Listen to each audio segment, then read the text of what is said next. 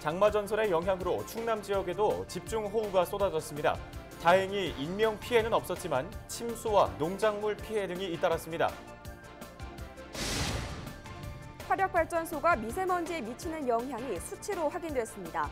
충남에 있는 화력발전소의 경우 도내 초미세먼지 농도에 시간당 최대 11%의 영향을 주는 것으로 나타났습니다. 야생동물이 찻길에서 사고를 당하는 로드킬이 충남에서 가장 많이 발생한 것으로 조사됐습니다. 충남도가 내비게이션을 통해 음성으로 신고할 수 있도록 대책을 마련했습니다. 양승조 충남도지사가 청와대에서 주요 인사들을 만나 지원을 요청했습니다. 혁신도시 최종 지정과 가로림만 국가해양정원 조성, 서해선 복선전철 서울 직결 등을 건의했습니다.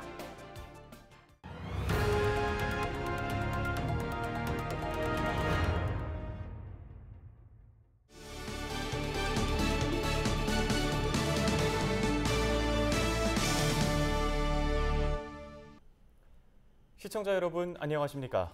헬로티비 뉴스 충남 시작합니다. 29일부터 장마전선의 영향으로 충남 지역에도 집중호우가 쏟아지면서 피해가 잇따랐습니다.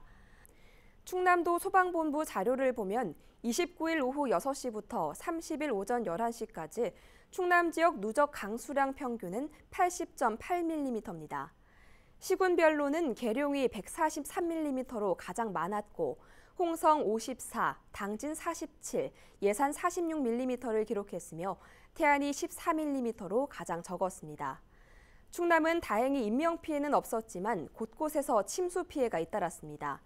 30일 오전 10시 기준 충남도에는 171건의 비 피해가 접수됐으며 침수가 70건으로 가장 많았고 토사유실과 전도 등이 잇따랐습니다. 또 논산과 천안 등 6개 시군에서는 69농가가 19.5헥타르에 달하는 농작물 피해를 입었습니다.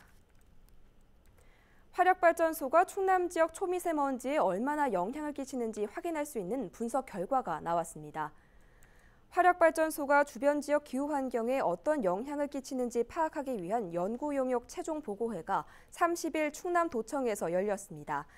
이 자리에서 서해안 기후환경연구소가 발표한 자료를 보면 지난해 2월과 3월 초미세먼지를 분석한 결과 화력발전소는 평균 농도에 시간당 최대 11%, 하루 최대 2.4% 영향을 주는 것으로 나타났습니다. 또 강원대 연구진이 화력발전소 주변 지역에 대한 생태환경 모니터링 결과 멸종위기 야생생물인 수달과 살기 여전히 서식하고 있는 것으로 확인됐습니다. 충남도는 지난 2016년부터 화력발전소가 주변 기후 환경에 미치는 영향을 연구하고 있습니다.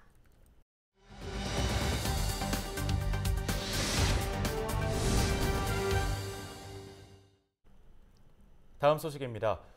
운전을 하다가 동물 사체를 보고 놀란 경험 한 번쯤은 있으시죠? 도로에서 달리던 차량과 동물이 부딪히는 사고를 흔히 로드킬이라고 하는데요. 이 로드킬이 자주 발생하는 도로가 어디인지 조사해봤더니 전국에서 충남 지역이 가장 많았습니다. 민원 25 정선영 기자입니다. 어두운 밤길을 달리던 차량 앞으로 갑자기 고라니가 뛰어듭니다. 또 다른 도로에선 동물 사체를 발견한 차량이 급하게 차선을 변경합니다. 야생동물이 찻길에서 사고를 당하는 이른바 로드킬. 동물이 끔찍한 죽임을 당하고 운전자의 안전까지 위협해 민원이 잇따르고 있습니다. 특히 동물 사체가 도로 위에 방치될 경우 2차 사고 위험도 큽니다. 고라니 그 사체 보고서 피하다가 차가 좀 미끄러진 적이 있으니까 많이 놀래기도 하고 좀 뭐 짐승 사체가 있으면 좀 혐오감도 있고 불쾌감도 있고 좀 날아가지 좀 불쌍해요. 피할 방법이 없어요. 그러면 치는데 뭐 죽는 경우도 있고 뭐 쓰러져서 그냥 이렇게 도망가는 것도 있고 아주 위험하고 그 차량도 많이 그 손실이 와요. 그래서 뭐 반바 같은 거 다 나가고. 실제로 최근 5년 동안 일반 국도에서 발생한 로드킬은 전국 7만 2천 건에 달합니다. 피해 동물은 고라니가 59%로 가장 많았고 이어서 고양이와 너구리, 개, 멧돼지 순으로 나타났습니다. 지역별로는 충청권에서 3만 3천 건이 발생해 전체의 절반 가까이 차지했습니다. 지난해 로드킬이 잦았던 상위 50개 구간도 충남이 15개가 포함돼 전국에서 가장 많았습니다. 이 도로는 충남에서도 로드킬이 많은 곳 중 한 곳입니다.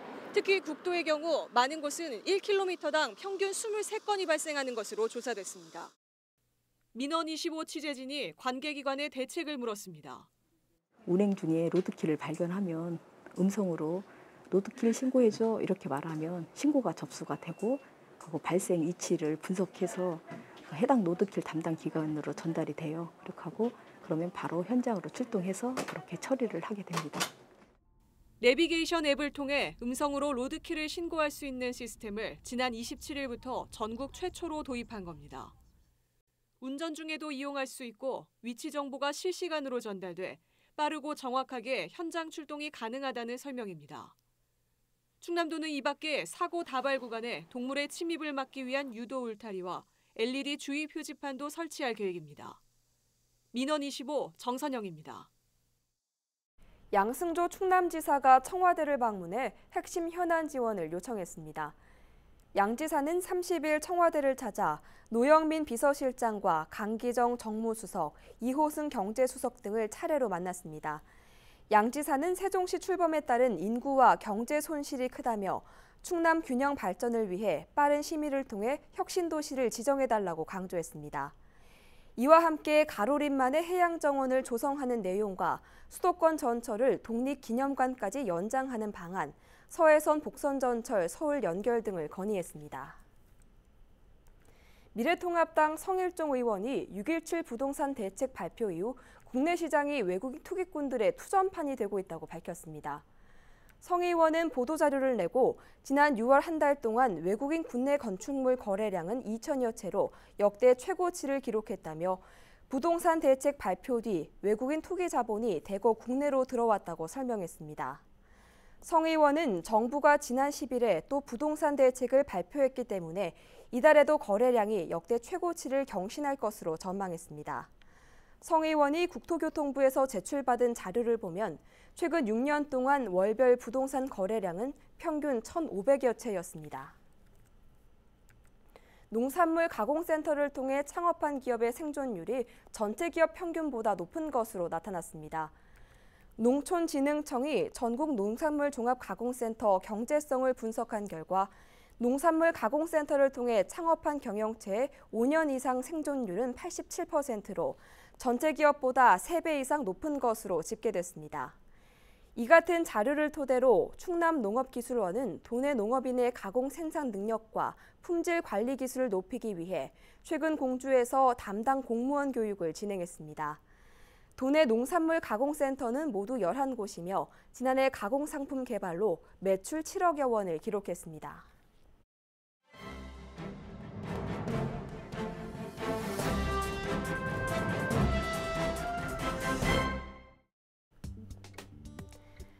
학교 현장이 방학에 돌입하며 1학기를 마무리 짓는 가운데 2학기 수업 방식을 두고 고심이 깊어지고 있습니다. 코로나19가 종식되지 않은 상황에서 전면 등교는 불투명해 보이지만 장기화로 인한 학습 격차와 소통, 상담 부재 등을 피할 수 없기 때문인데요. 29일 교육계에 따르면 현재 충청권 초중고교는 교육부 방침에 따라 등교 인원이 전체 3분의 1을 넘지 않는 선에서 등교 수업을 실시하고 있습니다. 입시가 코앞인 고3을 제외한 대부분 학년은 격주 등교를 통해 등교 수업과 원격 수업을 병행하고 있습니다. 교육부는 조만간 2학기 학사 운영 방안을 확정해 발표할 예정으로 일각에선 전국적으로 코로나 감염 확산이 계속되면서 1학기 학사 운영 방안과 다르지 않을 것이란 전망이 우세합니다. 학교 현장은 학부모를 대상으로 2학기 수업 방식에 관한 설문조사를 벌여 수요 파악에 나서고 있거나 계획 중에 있습니다. 여름방학 기간과 휴가철을 고려해 확산 추이를 지켜보겠다는 판단입니다. 지역의 한 초등학교 교장은 1학기는 저학년과 고학년을 나눠 격주 등교를 실시했으며 2학기 학사 운영 방안 역시 학부모의 의견 수렴을 통해 다수가 원하는 쪽으로 결정할 것이라며 지역에선 코로나 감염 사례가 줄어들고 있지만 8월 한 달이 분수령으로 최대한 지켜볼 것이라고 말했습니다. 일부 교육계와 학부모 사이에서는 2학기 등교 일수가 더 확대돼야 한다는 주장이 나오고 있습니다. 원격 수업 준비를 포함한 교원 부담과 학습 격차, 학생과의 소통, 상담 부재를 우려한 것으로 풀이됩니다. 지역 맘카페에서는 2학기 학교 등교 수업 가능할까요? 원격 수업 2학기도 걱정 등 게시글이 잇따르고 있습니다.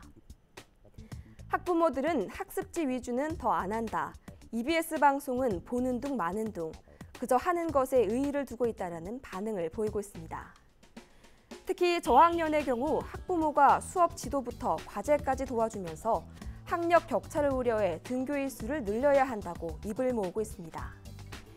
교사들도 자기주도 학습이 부족한 중상위 계층의 학력 격차와 교사-학생 간 상담, 소통 부재를 지적하고 있습니다. 지금까지 신문 브리핑이었습니다.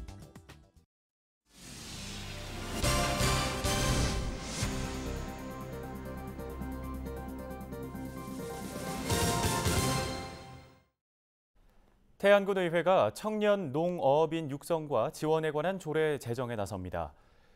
전재옥 태안군 의원이 대표 발의한 이번 조례는 청년 농어업인의 안정적인 정착과 농어촌 발전을 위해 추진되는데요. 주요 내용은 청년 농어업인의 창업 지원, 기술 교육, 컨설팅 지원, 정보 교류를 위한 네트워크 구축 등입니다. 전 의원은 태안군의 경우 저출산 고령화로 농어업 인력 확보가 시급하다며 이번 조례 제정으로 청년들의 안정적인 농어촌 정착이 기대된다고 밝혔습니다. 청양군이 대치면 주정리 일원의 골프장 조성 사업을 추진하고 있습니다. 골프장 규모는 27개 홀에 144만 제곱미터로 준공까지 4년 8개월이 걸릴 것으로 전망됩니다. 청양군은 지난 1월부터 4월까지 금성 백조주택과 함께 골프장 후보지 설명회와 현지 답사를 진행한 데 이어 6월에는 골프장 조성사업 추진위원회를 구성했습니다. 8월에는 편입 토지에 대한 가감정평가 결과를 통보하고 사업 추진계획 설명회를 개최할 계획입니다.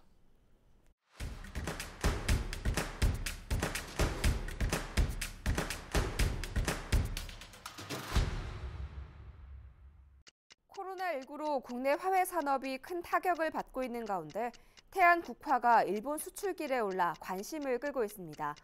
일본의 국화 수요가 많은 오봉절을 맞아 태안 지역 화훼 농가는 스프레이 국화 5만 2천 본을 일본에 수출하고 있는데요. 화훼 농가의 숨통이 트인 가운데 올 연말까지 일본에 5만 본을 추가로 수출할 계획입니다. 홍성군이 내 고장에서 휴가 보내기 캠페인을 벌였습니다. 군청 직원들은 도청과 교육청 등 공공기관을 찾아 주민들도 의외로 잘 모르는 홍성의 숨은 관광지와 비대면 관광지를 홍보했습니다. 이번 캠페인은 코로나19로 멀리 떠나기 어려운 상황에서 지역의 다양한 관광지를 알리기 위해 추진됐습니다. 예산군 시니어 클럽이 30일 한신 아파트 상가에서 새 사업단인 분식점 새참 밥골이 문을 열었습니다.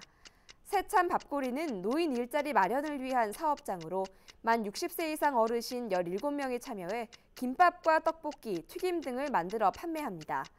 예산군 시니어 클럽은 2016년부터 다양한 사업단을 운영해 어르신들에게 사회 참여 기회를 제공하고 있습니다. 청양군 친환경 농업협회가 농업기술센터에서 공식 출범을 알렸습니다. 현재 청양 지역 친환경 농가는 420곳, 경지 면적은 650헥타르로 전체의 6% 수준입니다.